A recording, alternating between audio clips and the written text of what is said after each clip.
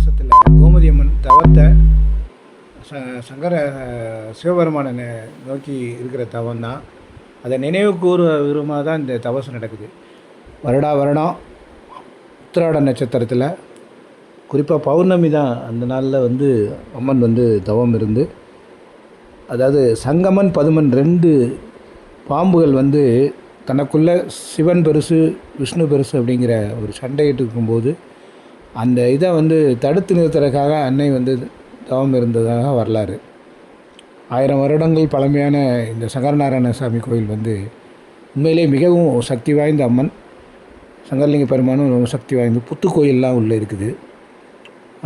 நிறைய கல்யாணம் ஆகாதவங்களுக்கெல்லாம் சுபாதோஷம் அந்த மாதிரி நிறைய பரிகாரங்கள்லாம் செஞ்சு சாமி அம்மாவோட அருளால் நல்ல நல்ல விஷயங்கள்லாம் நடந்துக்கிட்டு இருக்குது. இந்த கோயில் என்ன சிறப்புன்னு பார்த்தீங்கன்னா, பாம்பு பல்லி பூரான் என்ன இருந்தாலும் சரி அதை நம்ம கண்ணால் பார்க்கும்போது நமக்கு எந்த விதமான தீங்கு வந்துடக்கூடாதுங்கிறதுலையும், அதே மாதிரி இப்போ புத்துமண் பாம்பு புத்துலேருந்து அதாவது பெரும்பத்தூர் அந்த அந்த ஒரு ஏரியாவிலேருந்து கொண்டு வருவாங்க. பாம்பு புத்துலேருந்து வர்ற அந்த அதில் எடுத்த மண் எல்லா விதமான பிணியும் தீர்க்கிற ஒரு சக்தி வாய்ந்த ஒரு புற்றுமண். எங்கேயுமே இல்லாத ஒரு சிறப்பு இந்த கோயிலுக்கு உண்டு. 1000 வருடங்கும்போது நினச்சி பாருங்கள், உக்கிரபாண்டிய மன்னனால் கட்டப்பட்டது. அவ்வளோ சிறப்பான அந்த கோயிலுக்கு தவசம் அன்னைக்கு 2 காட்சியாக நடக்கும். முதல் காட்சியில் கோமதி அம்மன் சங்கரநாராயண பெருமானோட அதாவது தன்னோட அண்ணனும் கணவரும் சேர்ந்த கோலத்தில் அந்த வித்தியாசம் வரக்கூடாது, பேதம் வரக்கூடாது அப்படிங்கிறதுக்காக இந்த தவம் ஊசி முனையிலிருந்து தவம் செய்து நமக்காக அப்போது சங்கரநாராயணர் காட்சி கொடுக்குறாரு.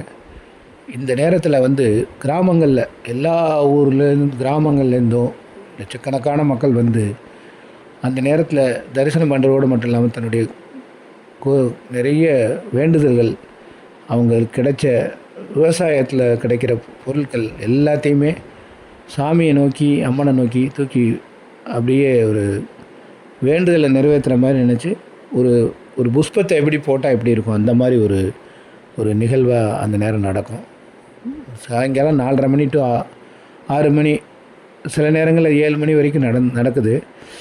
இந்த இந்த நேரத்தில் ரொம்ப சிறப்பு என்னென்னா, நீங்கள் என்ன வேணுனாலும் அன்னையோட அருள் கிடைக்கும். அம்மன் நமக்காகத்தான் இந்த புண்ணிய பூமியில் நல்லதே நடக்கணும், இந்த மக்கள் ஒற்றுமையாக இருக்கணும், நோய் நொடி இல்லாமல் இருக்கணும் அப்படிங்கிற ஒரு அறம் சார்ந்த ஒரு தவம் தான் புன்னை வனத்தில் அம்மன் தவம் இருக்குது. அம்மாவோட அருள் நிறைய பேருக்கு கிடைக்குது.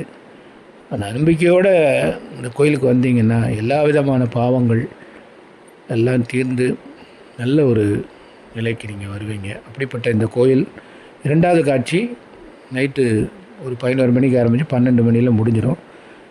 சாமி சங்கரலிங்க சாமி யானை பாகத்தில் அம்மனுக்கு காட்சி கொடுத்து, சங்கரன் நாராயணர் அப்புறம் தனியாக காட்சி கொடுக்குறாங்க. அவ்வளோ சிறப்பான இந்த கோயில். இந்த கோயிலோட சன்னிதானம் மொத்தம் 3 இருக்குது. முதல்ல சங்கரலிங்க சாமி, அதுக்கப்புறம் சங்கர நாராயண சாமி. இந்த சங்கரநாராயண சாமிக்கு அபிஷேகம் கிடையாது. ஏன்னா சிவனும் விஷ்ணுவும், சிவன் அபிஷேக பிரியர், விஷ்ணு அலங்கார பிரியர். அப்போது 2 பேரும் சேர்ந்து இருக்கும்போது அபிஷேகம் பண்ண முடியாது இல்லையா? அதுக்காக ஒரு படிகலிங்கம் ஒன்று இருக்குது. அதுக்கு அபிஷேக காலங்களில், அதாவது ஒரு 4 கால பூஜை நடக்குதுன்னா அந்த நேரம் அபிஷேகம் நடக்கும். அவ்வளோ சிறப்பான இந்த கோயில். அதுபோக அந்த சங்கரநாராயண சன்னிதானத்தில் பெருமாள் அனந்த சயனத்தில் இருக்கிற அந்த கோலத்தை பார்த்திங்கன்னா ஓவியம் அவ்வளோ சிறப்பாக வரைஞ்சிருப்பாங்க. அங்கே நீங்கள் எங்கேருந்து பார்த்தாலும் நம்மளையே பார்க்குற மாதிரி ஒரு இது. சுற்றி விநாயகருடைய காட்சி நமக்கு கிடைக்கும். 3வதாக அன்னை கோமதியோட அந்த சன்னிதானம். இங்கே பார்த்தீங்கன்னா புத்துமண் இருக்கும்.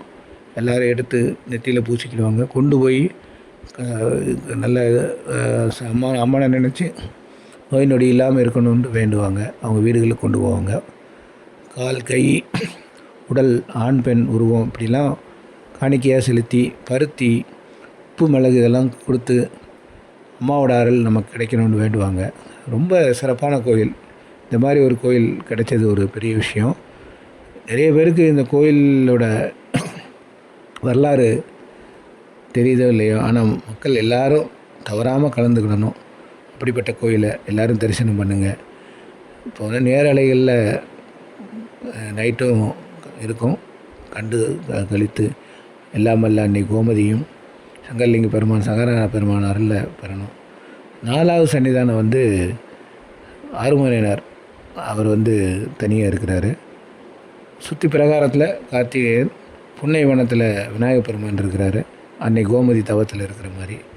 இந்த கோயில் வந்து ரொம்ப அவ்வளோ சிறப்பான கோயில். கண்டிப்பாக எல்லாருமே போய் ஒவ்வொரு காலகட்டத்துலேயும் கும்பிடணும். வெள்ளி செவ்வாயெல்லாம் ரொம்ப கூட்டமாக இருக்கும்.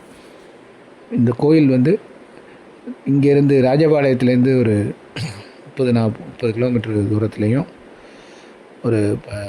அப்புறம் திருநெல்வேலியிலேருந்து ஒரு 56 கிலோமீட்டர் தூரத்துலேயும், தென்காசிலேருந்து ஒரு 60 கிலோமீட்டர் தூரத்துலேயும், கோயில்பட்டிலேருந்து ஒரு 40-45 கிலோமீட்டர் தூரத்துலேயும் அமைஞ்சிருக்கு. நல்ல ஒரு சிறப்பான கோயில். எல்லோரும் அம்மனோட அருளை பெறணும். இந்த அற்புதமான இந்த காணொலியின் மூலமாக எல்லாம் வல்ல கோமதி அம்பிகையும் சங்கரலிங்க பெருமான் அருளையும் சங்கரநாத பெருமான் அருளையும் மக்கள் பெற்று சிறப்பாக வாழ வேண்டும். ஒற்றுமையான வாழ்க்கை, சிறப்பான ஆரோக்கியமான வாழ்க்கை, எல்லா கஷ்டங்களையும் கடந்து இந்த நாடும் நாமும் சிறப்பாக இருக்க அன்னை அருள் கிடைக்கட்டும். இன்னும் ஒரு காணொலியில் சந்திக்கும் வரை